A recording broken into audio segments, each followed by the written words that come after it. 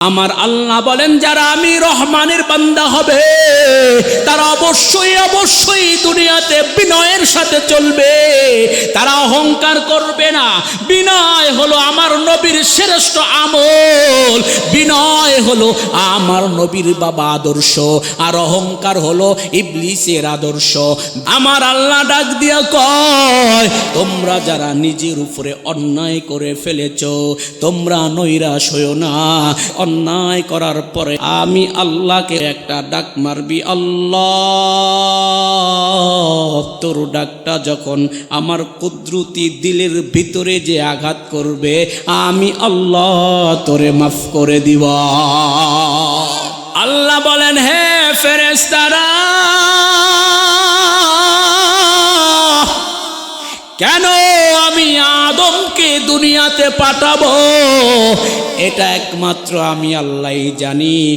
আদমের মাধ্যমে আমি শয়তানের কুকর্ম আদম সন্তানের কাছে প্রকাশ করে দিতে চাই।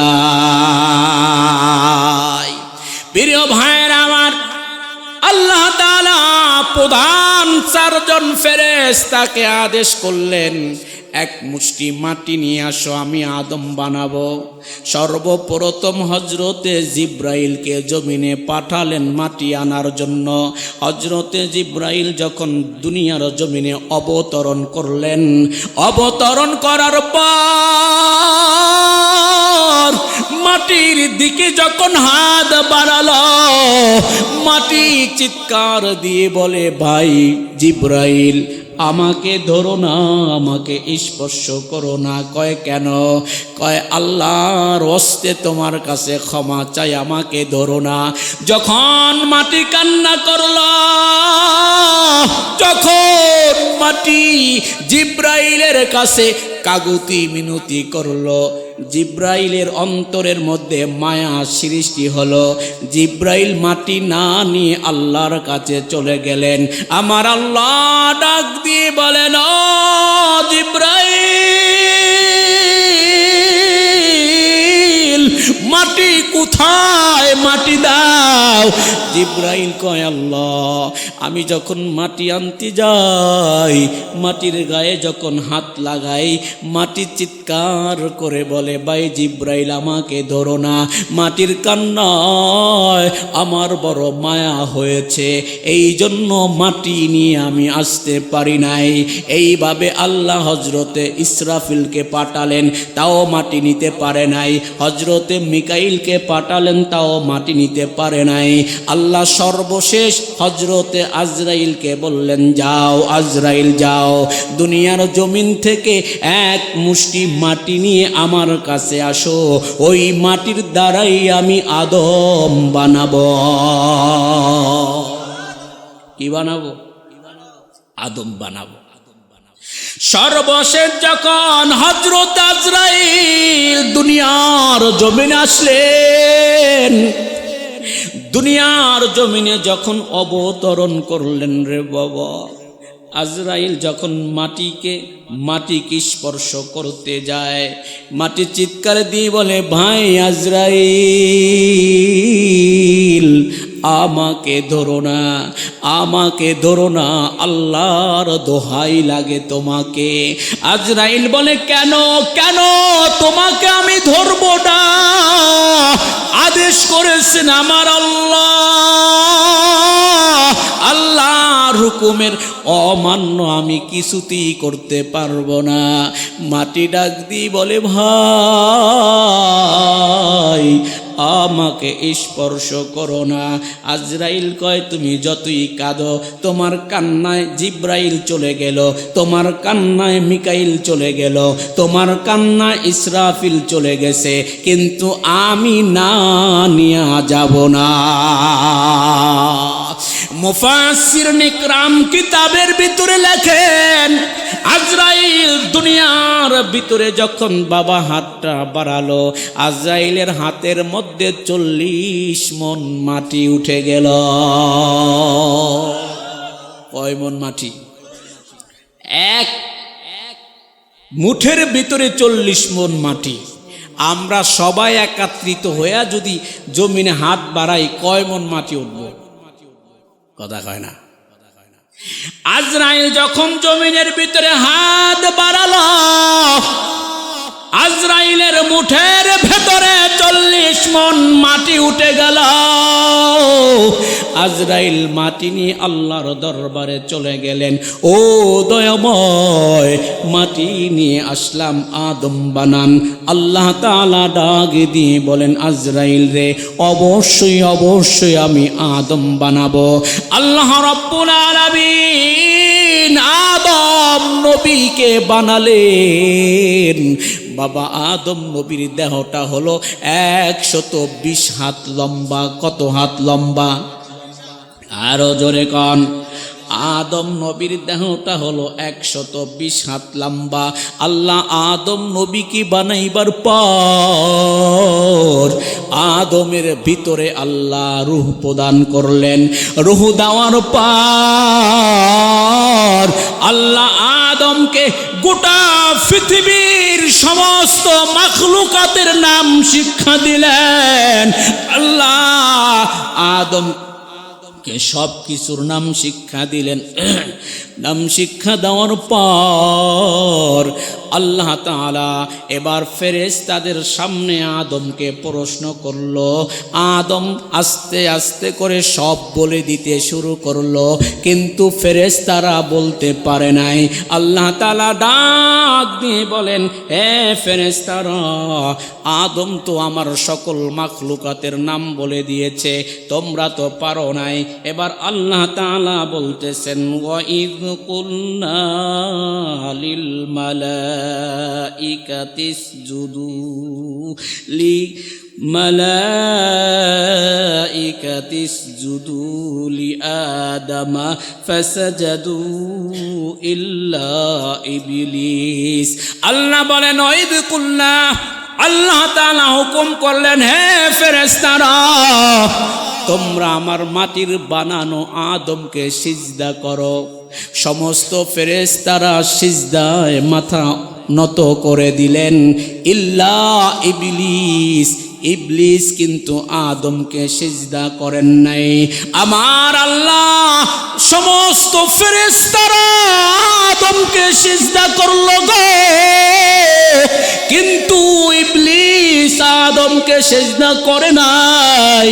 আল্লাহ রাব্বুল আলামিন এবার ইবলিসকে জিজ্ঞাসা করেন, এ ইবলিস, আমার সমস্ত ফেরেশতারা মাটির বানানো আদমকে সিজদা করলো, তুমি কেন আমার মাটির বানানো আদমকে সিজদা করলা না? ইবলিস বলেন, খলাকতানি মিন নারিন ওয়া খলাকতাহু মিন তিন। ইবলিস বলতেছে, ও আল্লাহ,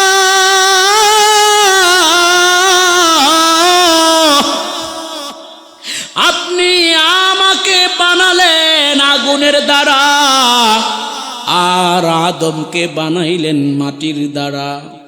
আগুনের গতি হলো উপরের দিকে, মাটির গতি হলো নিচের দিকে।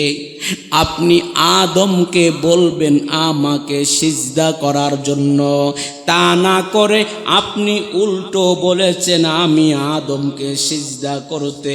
আল্লাহ, আপনার এই কথা আমার যুক্তিতে ধরে নাই, এই জন্য আমি আদমকে সিজদা করি নাই। চিল্লায়া বলেন নাউজুবিল্লাহ। সঙ্গে সঙ্গে আমার আল্লাহ বলেন, ওয়াকানা মিনাল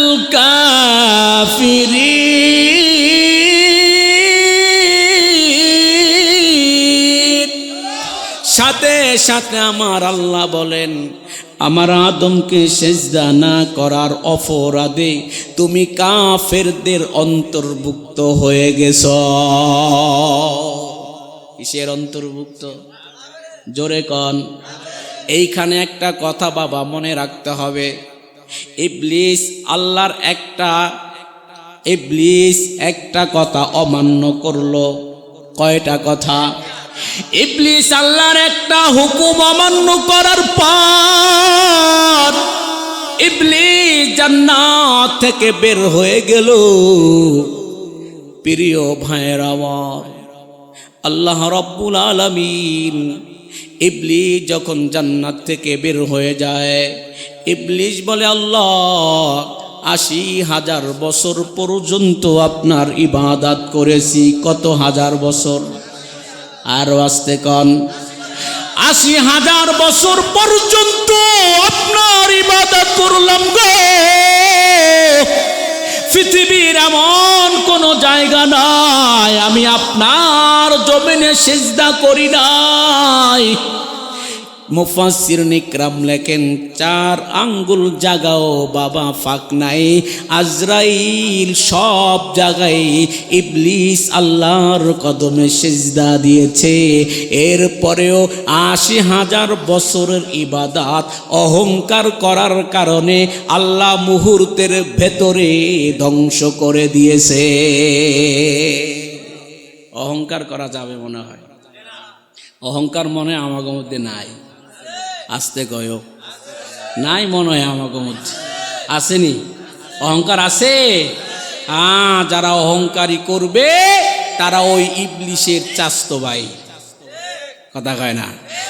আর যারা বিনয় করে চলবে তারা মুহাম্মাদুর রাসূল সাল্লাল্লাহু আলাইহি ওয়াসাল্লামের উম্মত। চিল্লা কোন সুবহানাল্লাহ। প্রিয় ভাইয়েরা আমার, ইবলিসকে আল্লাহ ৮০,০০০ বছর পর্যন্ত আপনার ইবাদত করলাম। কত হাজার বছর? ৮০,০০০ বছর পর্যন্ত আপনার ইবাদত করলাম গো। এর বিনিময়ে কি আমি আপনার কাছে কিছুই পাবো না?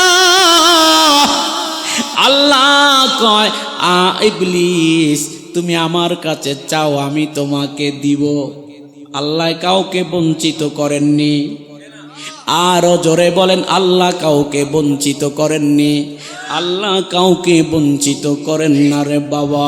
আল্লাহ বলেন, ইবলিস তুমি আমার কাছে চাও আমি তোমাকে দিব। ইবলিস বলতেছেন, ও আল্লাহ, যে আদমের কারণে জান্নাত থেকে আমাকে বের হতে হলো, আমি আপনার কাছে জানতে চাই ওই আদমের হায়াত কতদিন পর্যন্ত হবে? আদমের সন্তানগুলোর হায়াত কতদিন পর্যন্ত হবে? আমার আল্লাহ জানা দেয়, ইবলিস আদম সন্তানগুলোর হায়াত হবে কিয়ামত পর্যন্ত। এবার ইবলিস বলেন, আল্লাহ তাইলে আপনার কাছে আমার ১ নাম্বার আবেদন, আপনি আমাকে কিয়ামত পর্যন্ত হায়াত দিতে হবে। আল্লাহ কয়, যা দিলাম। ২ নাম্বার আবেদন, আল্লাহ আমাকে কিয়ামত পর্যন্ত হায়াত দিয়েছেন, এবার আমাকে আরেকটা সুযোগ দিতে হবে। কি সুযোগ? ইবলিস তাড়াতাড়ি করে বলে ফেলো, আমি অবশ্যই তোমাকে সেই সুযোগ দিব। এবার ইবলিস আল্লাহর কাছে আবেদন জানায়, আল্লাহ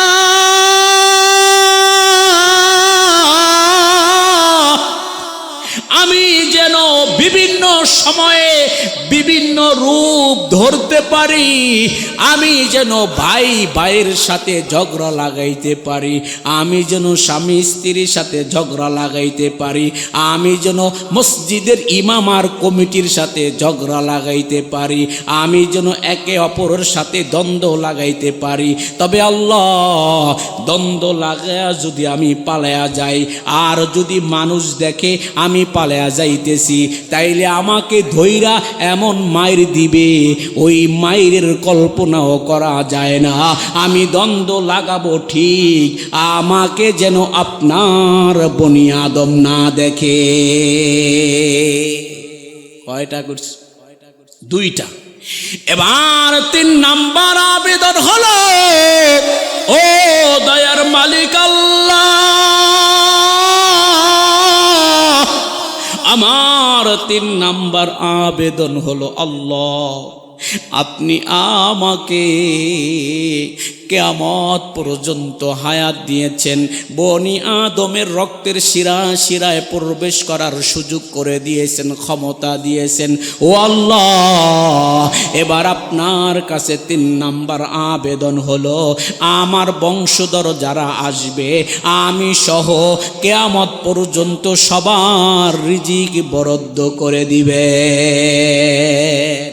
কয়টা চাইছে? আসতে কয়, আরো জোরে। ঘুমায় গেছেন? কারা কারা ঘুমাইছেন?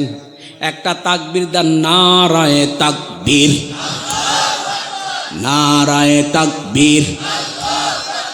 কোরআন আছে যেখানে, না আওয়াজ হয় না, আরো জোরে। কোরআন আছে যেখানে, আলেম ওলামা যেখানে, ল্যাংটা বাবা যেখানে, কইতারার নাম আছে সেখানে, হ্যাঁ, জটা বাবা যেখানে। হায় হায়, দেশে এখন কোনো বাবার অভাব নেই, কথা কয় না কি? বাবার অভাব আসেনি? আবার ওই বাবার মুরিদেরা গান গায়, কিরামান কাতিবিন রোজ হাসরের দিন, কিরামান কাতিবিন রোজ হাসরের দিন, আল্লাহর কাছে যখন করবে অভিযোগ আমরা বলবো দুনিয়ায় ছিলাম ল্যাংটা বাবার লোক, আমরা বলবো দুনিয়া ছিলাম ল্যাংটা বাবার লোক। কি আছে না নাই? হ্যাঁ, আমি বলি, দয়াল বাবা ল্যাংটা বাবা করে আমার ডর, দয়াল বাবা ল্যাংটা বাবা করে আমার ডর, ফেরেশতারা গুরজু মারবে কবরের ভিতর বাবারে, ফেরেশতারা গুরজু মারবে কবরের ভিতর। এই কথা না বলে যদি এইভাবে বলতো, কিরামান কাতিবিন রোজ হাসরের দিন, আল্লাহর কাছে যদি করে অভিযোগ আমি বলবো দুনিয়ায় ছিলাম মোহাম্মদের লোক। আরো জোরে বলেন ঠিক কিনা? এই জটা বাবার ল্যাংটা বাবার দরবারে মনে হয় আমগো দেশের মানুষ যায় না, কি যায়নি? শুধুই যায় না, মা বাবাকে খাওয়ান দেয় না, খোঁজ খবর নেয় না, কিন্তু ল্যাংটা বাবার দরবারে উরুষের সময় গরু একটাও মিস দেয় না। আসতে কয়, এ ফিসের বাইরা জোরে কন ঠিক কিনা? আছে না নাই? হায় হায়, আবার কি সুন্দর গান গায়, আমগো বাবার দরবারেতে কত গরু যায়। গান গায় কি গায় না? অন্য বাবার দরবারেতে এত মানুষ নাহি হয়, আমগো বাবার দরবারেতে কত গরু যায়। আমি বলি, ওরে শয়তান, গরুর দরবারে গরু আর মানুষের দরবারে মানুষ, ঠিক কিনা বলো? গরুর দরবারে কি, মানুষের দরবারে। প্রিয় ভাইয়ের আমার, ইবলিস কয়টা ক্ষমতা চেয়েছেন আল্লাহর কাছে? জোরে বলেন কয়টা? 3টা ক্ষমতা চাইছে। চাওয়ার পরে আমাদের বাবা আদম আল্লাহর কাছে দরখাস্ত করল, আল্লাহ ইবলিস তো 3টা চাইছে, 3টাই দিলেন, তাইলে তো ইবলিস আমার একটা সন্তানকেও জান্নাতে যেতে দিবে না, ও তো অঙ্গীকার করেছে আমার সন্তানগুলোকে জাহান্নামে নিয়ে যাবে। আল্লাহ কয়, ইবলিস শোনো, আমি আল্লাহ ক্ষমা করার একটা সুযোগ রেখে দিয়েছি। আরো জোরে কন, কি ক্ষমা? قل يا عبادي الذين أسرفوا على أنفسهم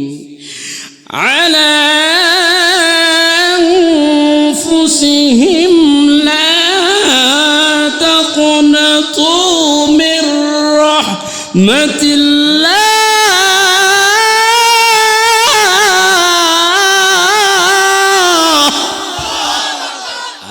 জোরে কর আল্লাহু আকবার।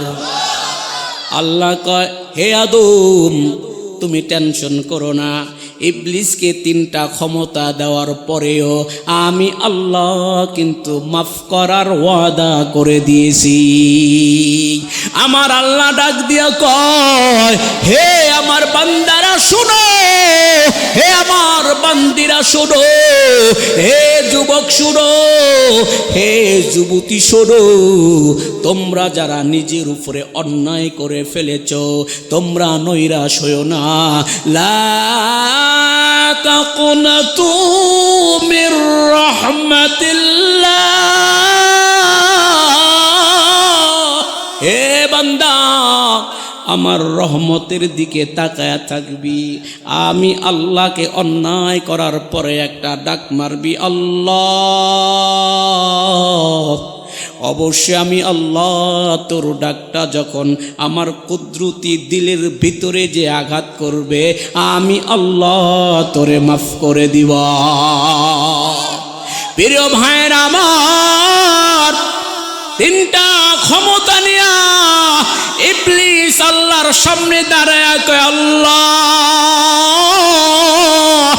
যে আদমের কারণে ৮০,০০০ বছরের ইবাদত ধ্বংস হয়ে গেল, যে আদমের কারণে সুখের জান্নাত থেকে বিতাড়িত হয়েছি, আজকে আমি আপনার সাথে ওয়াদা করতেছি ওই আদমের একটা সন্তানকেও আমি জান্নাতে যেতে দিব না। চিল্লায়া কন নাউজুবিল্লাহ। আমার আল্লাহ বলেন, হে হে ইবলিস শোনো, যেইটা আমার আদমের সন্তান হবে, যেইটা আমার নবী মুহাম্মদের উম্মত হবে, যেইটা আমার বান্দা হবে, ওইটাকে তুই ধোঁকা দিয়ে কোনো দিন বোকা বানাইতে পারবি না। ঠিক কিনা বলেন? প্রিয় ভাইরা আমার, ইবলিস জান্নাত থেকে বিতাড়িত হয়ে গেল।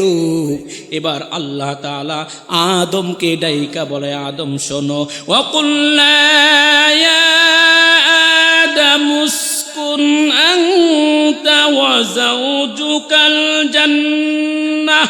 হে আদম, তুমি আর তোমার স্ত্রী জান্নাতের ভিতরে বসবাস করো, যেই দিকে মন চায় ওই দিকে যাও, যা খাবার মন চায় তা খাও। তবে আদম শোনো, ও আদম তুমি ভালো করে শুনে নাও, ওয়াকুলা মিনহা রাগাদান হাইসু শি'তুমা ওয়ালা তাকরাবা হাযিহি শাজারাতা ফাতাকুনা মিনাজ জালিমিন। আল্লাহ বলেন, হে আদম, তুমি আর তোমার স্ত্রী জান্নাতের ভেতরে বসবাস করো, তুমি আর তোমার স্ত্রী জান্নাতে যা ইচ্ছা তাই খাও। তবে আদম, ওই যে একটা গাছ দেখা যায়, ওই গাছের কাছে যাইবা না, ওই গাছের ফল খাইবা না, ওই গাছের ফল খাওয়া তো দূরের কথা, ওই গাছের কাছেও যাইবা না। যদি যাও ফাতাকুনা মিনাজ জালিমিন, তাইলে তোমরা উভয় জালেমদের অন্তর্ভুক্ত হইবা। ওই ইবলিস বলছে, আপনার একটা বনি আদমকেও আমি জান্নাতে যেতে দিব না। প্রিয় ভাইয়ের আমার, ইবলিস আল্লাহ বলছেন, খবরদার ওই গাছের ফল খেও না। ইবলিস সর্বপ্রথম হাওয়াকে খাওয়াইলেন, এরপরে আদমকে খাওয়াইলেন। আদম আর হাওয়া দুইজনকে আল্লাহ জান্নাত থেকে বিতাড়িত করে দিল। এ যুবক, এ পর্দার আড়ালের মাগো ভালো করে শুনিয়া নেন, এ বাবার বয়সের মুরব্বীরা শুনিয়া নেন। আদম আর হাওয়া আল্লাহর একটা হুকুম অমান্য করলো, যার কারণে আল্লাহ তাদেরকে জান্নাত থেকে বের করে দিলেন। এ বাবা, 1 বছর আর 2টা বছর কান্না করেন নাই রে বাবা। আদম আর হাওয়া 350 বছর পর্যন্ত কেঁদেছে। কত বছর? আরো জোরে কন। 350 বছর কান্নার পর একদিন আমাদের বাবা আদম আল্লাহকে ডাইকা ডাইকা বলে, আল্লাহ মুহাম্মদের নামের উসিলায় আমাকে ক্ষমা করে দাও। আরো আস্তে কান সুবহানাল্লাহ। জোরে কইলে বিল উঠবো, আরো জোরে কান সুবহানাল্লাহ। আল্লাহ ডাক দিয়ে বলে, আদম মুহাম্মাদের পরিচয় তুমি কিভাবে পাইলা? এ আদম, আমি তো এখনো পর্যন্ত মুহাম্মদকে সৃষ্টি করি নাই, তুমি কিভাবে মুহাম্মদের পরিচয় পাইলা? এবার আদম নবী ডাক দিয়ে বলেন, আল্লাহ যখন আপনি আমাকে সৃষ্টি করে আমার ভিতরে আপনার পবিত্র রূহ দিয়েছেন, আমি আপনার আরশের দিকে যখন নজর দেই তখন দেখি আপনার নামের সাথে মুহাম্মদের নামটাও লেখা আছে। সেই দিন থেকে আমার বিশ্বাস আর ইয়াকিন হয়ে গেল, আপনার নামের সাথে যেই নামটা আছে নিশ্চয়ই ওই ব্যক্তি আপনার একেবারে কাছের ব্যক্তি, আপনার প্রিয় ব্যক্তি। ও আল্লাহ, আপনার প্রিয় ব্যক্তি যদি নাই হইতো তাইলে আপনার নামের সাথে কেন তার নামটা আপনি লিখে রাখলেন? আমার আল্লাহ ডাক দিয়ে বলে, আদম অবশ্যই মুহাম্মদ আমার একেবারে নিকটের ব্যক্তি, তবে আদম তুমি শুনিয়া নাও, ওই মুহাম্মদকে যদি আমি আল্লাহ সৃষ্টি না করতাম তুমি আদমকেও আমি আল্লাহ সৃষ্টি করতাম না। এবার আদম ডাক দিয়ে বলেন, হে আল্লাহ ওই মুহাম্মদের নামের উসিলা আমাকে ক্ষমা করে দেন। আল্লাহ ডাক দিয়ে বলে, আদম আমি অবশ্যই মুহাম্মদের নাম নিয়ে যখন ক্ষমা চাইছো আমি অবশ্যই তোমাকে ক্ষমা করে দিলাম। চিল্লায়া কোন সুবহানাল্লাহ। মুহাম্মদের নামের উসিলায় বাবা আদম আর হাওয়া ক্ষমা পায়। ওই মুহাম্মদের উম্মত হওয়ার পর আজও কিন্তু মুহাম্মদের তরিকাটা আমাদের ভেতরে নাই। জোরে বলেন ঠিক কিনা, আরো জোরে বলেন ঠিক কিনা। এ যারা ঘুমায় তাদের ঘুম ভাঙ্গা লাগবে কি লাগবে না? এ যারা পাশে যারা ঘুমায় তাদের ঘুম কিভাবে ভাঙ্গাবো?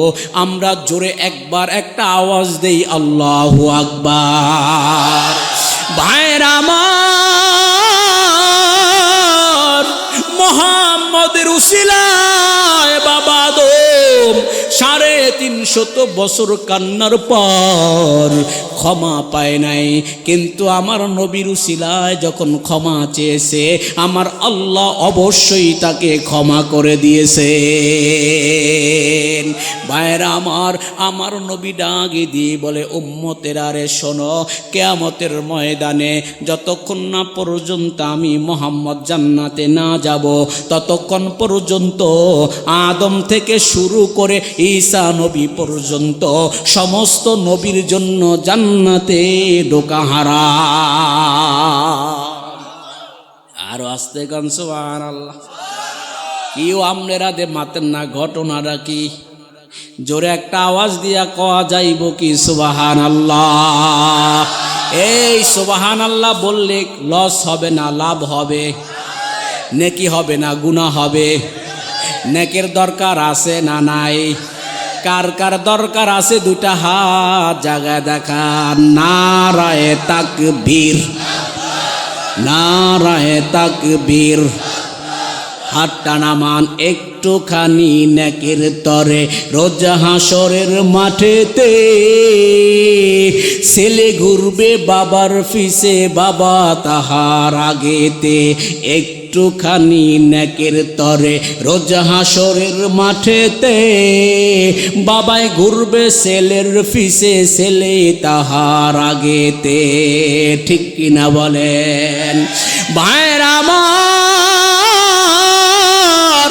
আমার নবী বলে, উম্মত ততক্ষণ পর্যন্ত সমস্ত নবীর উম্মতের জন্য জান্নাতে যাওয়া হারাম, যতক্ষণ না পর্যন্ত আমার উম্মতগুলো জান্নাতে না যাবে। জান্নাতে যাইতে চান কারা কারা? আমার মালিকের একবার দেখান। আমরা তো জান্নাতে যাওয়ার জন্যই দুনিয়াতে আইছি, জোরে বলেন ঠিক কিনা? দেখি কার দিলে কতটুকুন মহব্বত আছে। মহব্বত নিয়ে আমার আল্লাহকে একটা দরদের ডাক দেন, আল্লাহ।